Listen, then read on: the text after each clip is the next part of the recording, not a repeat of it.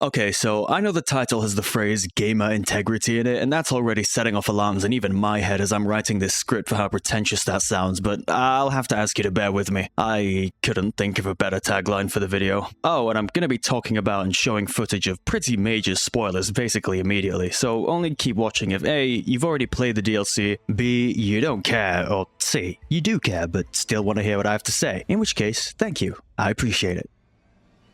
Elden Ring is FromSoft's latest brainchild released back in February of 2022. You may know FromSoft as the developers of such classic titles as fucking Dark Souls, and these ones too, I guess. It goes without saying that Miyazaki and everyone at the studio knows what they're doing. They love their community, the games they make, and hold a dear compassion for both story and gameplay within their worlds. I myself have never played a Soulsborne game. Yes, blasphemy, I know. It's just never been in my peripheral vision as a gamer. I was too busy with things like, I don't know, what was out in 2016? Overwatch or something. It was only at the recommendation of a friend that I play Elden Ring. He was a fan of FromSoft and said, why not make it your first experience? I'm gonna pre-order the game, he said, just as every other one. And also the 300-pound statuette of Melania. What? Depending on who you talk to, Elden Ring isn't even a Soulsborne game, but everyone dips their toes in somewhere. And yeah, I played it on release. I finished it to completion. I did a ton of side quests, explored nearly all of the lands between in accordance with my Breath of the Wild brain, and had a damn good time. Well, mostly of a good time. I thought a DLC was basically inevitable. I'm pretty sure all FromSoft games have a DLC. Just from self-contained speculation, I thought it would center around the Lord of Frenzied Flame ending in Melina. But in retrospect, that would have made one of the many endings canon and cut off the open-endedness of the base game. Let I'm not in charge of things. Instead, what we got was the story of Miquella, Twink of Melania, a very important in-universe figure whose extensive agency in the lands between is an overgrown, floppy, shriveled-up hand. To make a long story short, Miquella enchanted Mohg, the Lord of Blood, with his grace-given power of taking your fucking heart like a Japanese high schooler with a masquerade fetish, letting himself be killed in order to gain access to the land of the shadow of the Erdtree. It's here where he frees himself of all that makes him human as human can be, in order to ascend to godhood and rewrite the world in his image. Back of the queue is over there, buddy. Such discarded things include his fleshy meat sack, the organs within said meat sack, doubt, fear, hesitation, and love. Kindly Miquella might not be so kindly when all's said and done. During our travels, we meet a variety of NPCs who have come seeking kindly Miquella for one reason or the other. The vengeful hauntsent of the townfolk, whose vengeance stems from having his people sentenced to death in the embrace of Mesmer's flame, for I guess stuffing Marika's people into jars and calling it a day. You know what, maybe you guys deserve it. Redmane Freya, one of Radahn's most skilled and trusted warriors. Sir Ansbach, the retired knight commander of the Pureblood Knights in service to Mohg. He's just here. What more do you need? Dryleaf Dane, a man of few words and many hands. Tolier, a meek alchemist whose one encounter with a lady stuffed in a purple flower literally defines him. And Needle Knight Leda, a member of an order of knights who fights for Miquella regardless of enchantment or not. Though, in her case, the enchantment definitely helped with the unendingly paranoid chip she carries around on her shoulder. Like, damn girl, relax, relax. And this unruly ragtag band of followers does sow itself quite nicely into the ending story revelations of the DLC. With all that being said, this sounds like a pretty interesting experience. I mean, new characters, new story, beautiful art direction, amazing narrative focus that adds on to the base game's lore with changing perspective, a dozen super hard bosses. Oh. Well. So that's what's going on.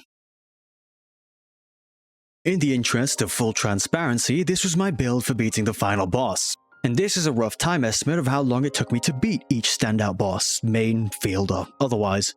And this doesn't even include the countless hours spent in catacombs, jails, mausoleums, and aimless wandering about for Shadow Tree fragments in their endless pots. Jesus. I went from starting the DLC at around level 125 and ending it at 180, and all in all, for what I paid for, I feel like I scammed FromSoft. This doesn't feel right. Take more money, please. I felt fulfilled after beating it. I mean, mostly. I don't think getting speed blitzed IRL by Radahn's after images and him slicing my frames to the sub 20 count was worth a 7-second clip of Miquella on his knees, but who am I to say? It appeared as though the internet took the same track as I in that train of thought, only to kick the gear up to 11, veer off the rails, and steer straight into the nearest orphanage a mile away, because only that amount of unearned and unnecessary vitriol is required to give Elden Ring 2022 Game of the Year a mixed review rating on Steam. Well, that just doesn't seem right. And thankfully, a vast majority of the post-Radahn Clarity player base feel the same way, as this notion has earned a countless amounts of ridicule online. Maybe taken too far, because at the end of the day, this DLC was hard. I'll admit that. I think 90% of the bosses in this DLC were harder than nearly anything in the base game, Malenia notwithstanding. And some of those boss runs were no joke either. I'm looking at you, you lion-headed, storm-wielding freaks. I mean, any boss that has me undergoing an absolution ritual behind a wall of golden fog for nearly half a minute before I even enter the arena is probably considered an issue by most standards. But unfair? Unfair? How many of us have played a FromSoft game before? Ignoring the fact that I'm pointedly not among those ranks, even I can dismiss that idea with a skeptic grimace and an unflattering cringe. Unfair? Unfair? Have you people attempted dodging? God forbid the act of running even. Of course, this is an exaggeration perturbed by the community, which more commonly than not earns an exacerbated roll of the eye of the player struggling, but like with most sayings, in it lies some modicum of good advice. Learn boss pattern, dodge right time, heal when low, attack when opportunity. Pathetic sort. I can't believe I'm having to explain this in an Elden Ring video. Lo and behold, the secret to beating any boss in this admittedly very hard piece of expansion content is throwing yourself at it enough times to where the beginning animation of each attack, its variations, and their end-like opportunities show itself to you before the attack is finished. You know, it's almost like every single boss in this game has had that philosophy from the very start. You know, it's almost like every single game from this studio has had that philosophy from the very start. You know, it's all... Okay, enough of that. Redundancy aside, calling a game hard because these patterns are hard to remember or read is a fair enough point. Calling it unfair, while an opinion one can be entitled to, is a complete dismissal of the gameplay loop we've been subjected to from Stormveil to Anira Limb, from Godric's Fire Breath Arm to Radahn's Infinite Acceleration Lightspeed Psycho Crusher nuke. It's an escalation, to be sure, but not necessarily one we're unprepared for. In my own opinion, I think it's the fact that a vast majority of players who paid for the DLC are returning from a 2-year break, with their own skills in learning and pressing buttons in response to certain things may have rusted over like your poor childhood bike. God knows that was the case for me because I was pressing Y to light attack while fighting to reach my heal more than the boss itself for the first couple of hours. It also doesn't help that the DLC chronologically takes place after Mohg, an endgame boss, and so the scaling is pretty tweaked up. Yep, the Black Jail Knight just did 70% of my HP in one light attack. Level 125, everyone. Which brings me on to my next point. Da-na-na-na, Shadow Tree fragments, and to a lesser extent revered spirit ashes. Wait, so you're telling me I have to go around and explore the new area in order to get stronger and have an easier time against the boss? No.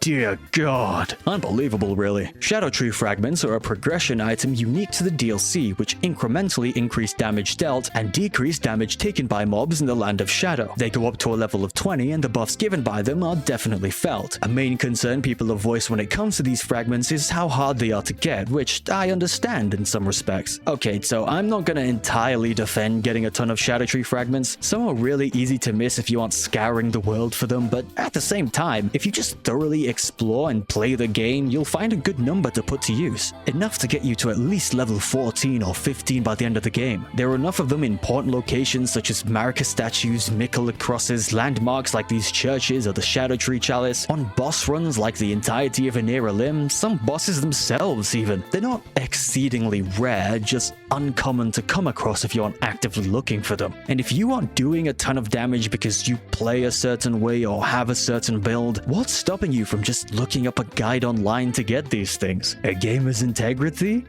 Huh?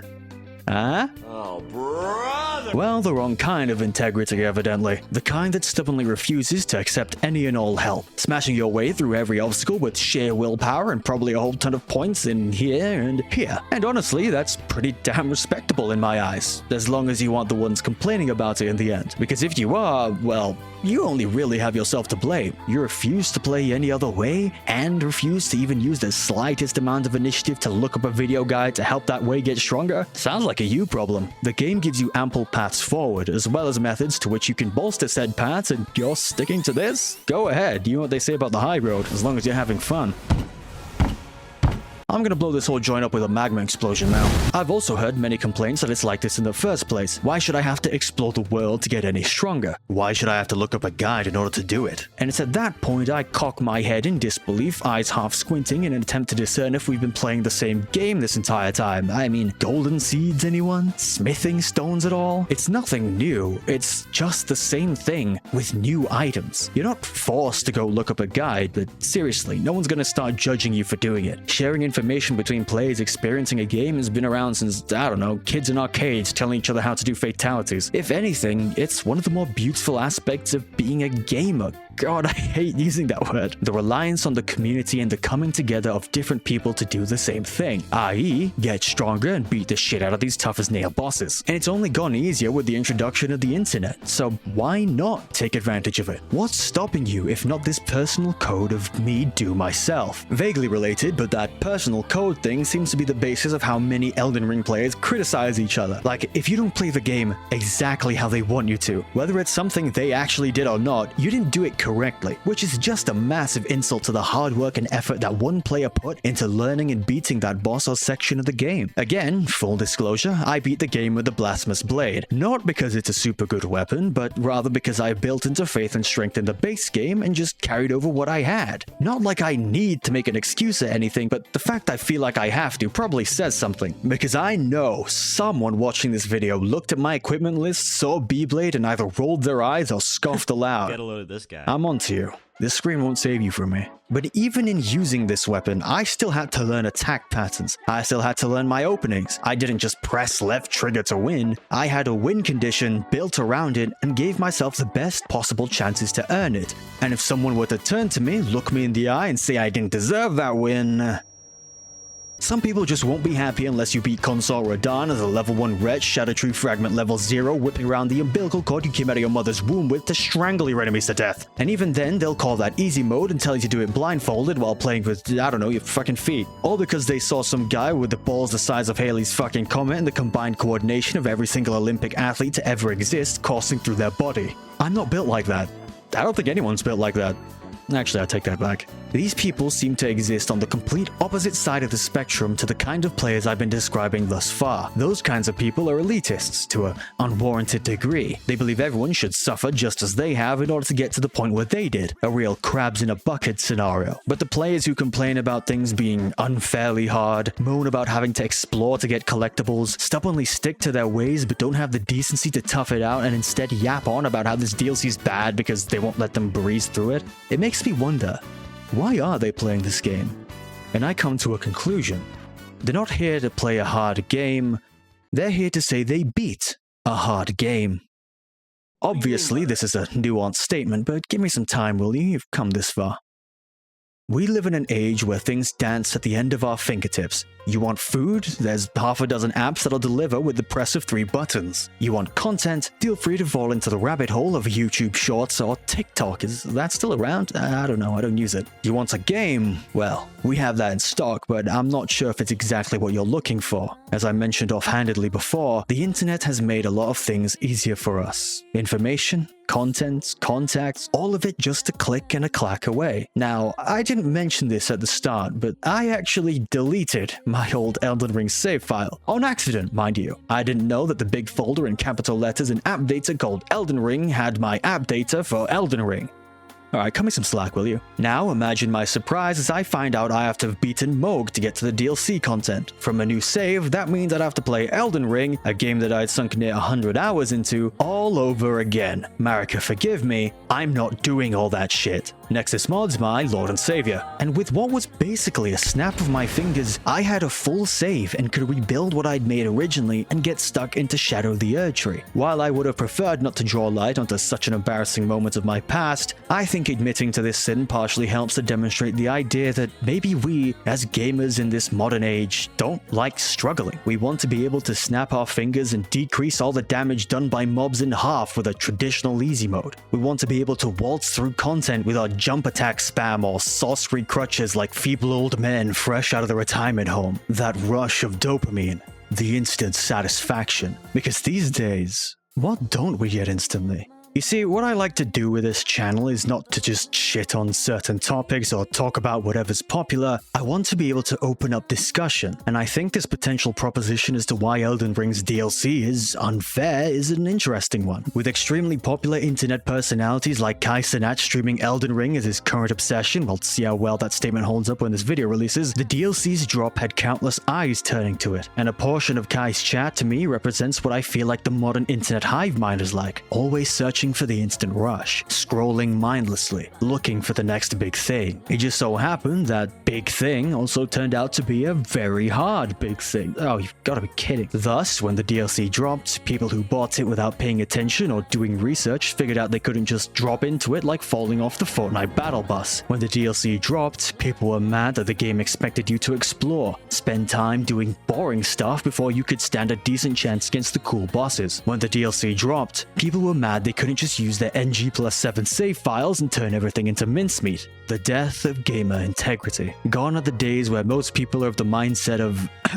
just give me a big sword and time to beat this boss. Instead, many seek a manner in which we can gain bragging rights without having to work for them. To see a game with cool explosions and boss fights and not want to do the prerequisite work in order to get to that point, or to be able to properly stand a chance through hard work and tenacity. Because let it be an indiscretion that the video game studio that makes hard games make a hard video game. Needless to say, not everyone is like this. Death of gamer integrity is a hyperbolic label I slapped onto this idea because it sounded cool. In reality, many people have just gotten used to developers waiting hand on foot to tailor everything to their exact desire. And that is as much the game developer's fault as anyone else's, which I don't really blame them for. After all, people have to make money. How else do they make money if not by selling people exactly what they want? That's just good business practice. Unfortunately, it's had the effect of studios with very specific design principles feeling the burden of the masses when all eyes are on them, brought upon whether by complete chance or loyal anticipation from longtime fans spreading out further than just them. You know what this whole situation gives? It gives that one guy who couldn't beat Cuphead's tutorial properly. This sort of blind adherence to expectation, ignoring literally all the signs and clues given to you in favor of just wanting or expecting things to go a specific way. And it's these people who have a voice, these people who have their complaints heard. And this maybe marks some sort of pattern that's been emerging from the depths like The Undertaker. Admittedly, I haven't been alive long enough to tell if this is a common occurrence over the decades. Sometimes I feel like my frontal lobe is only just fully developed last week. But with all the talk these days about shortened attention span, things being literally in our pockets whenever we want them, I think the idea that the will for challenge and hardship that once nested within most gamers is something of a commodity now. People don't want that, whether it be because their lives are hard enough already, they have jobs or families or issues, they just want to be able to play the cool, popular game and get that sweet exhilaration of beating something that looks hard but isn't. In Shadow the Erdtree's case, that quite clearly isn't what they're gonna get. Or maybe they're just part of that dreaded Gen Alpha, that accursed buzzword that I feel like gets thrown around like a new age hacky sack. Hacky sack? Hacky sack? How old am I? Whatever the reason may be, this adversity to trial may have only increased as time has passed, as technology got better, as many things got easier and many other things got harder. They don't see a reason for a video game to be as hard as this. The difficulty of the original game being seen as a niche that added to its current popularity, rather than the core to the branches that earned it so much love in the first place. And we can toss around the blame as much as we want, whether the blame lying in the developers who made the hard game, knowing it was going to be much harder than anything they had done prior, the elitists who shun filthy casuals for even trying their hard game, the masses that might have bought the game on a whim, not knowing what they were getting themselves into, the players that seem to have been playing a completely different game to us all this time, or maybe you can even find some blame in yourself. Are you at fault at all? Have you contributed to this vague, supermassive notion of the death of gamer integrity? I guess I'm just rambling. Because hey, what do I know? I beat the final boss with a blasphemous blade after all. In the end, this entire thing is stupid. I think we can say that safely. The DLC is hard, but really, I'm thankful for it. I was thankful for the challenge, because so many games these days fall into the experience category rather than the game category. I don't want to be walked through everything, just give me something to bite my teeth into, something to keep at, and something to earn when all's said and done. And I don't think I'm alone in that. But whether you want that or not, you don't need to hear it from me to know that the Elden Ring DLC isn't unfair. You're just bad. Get good, filthy casual.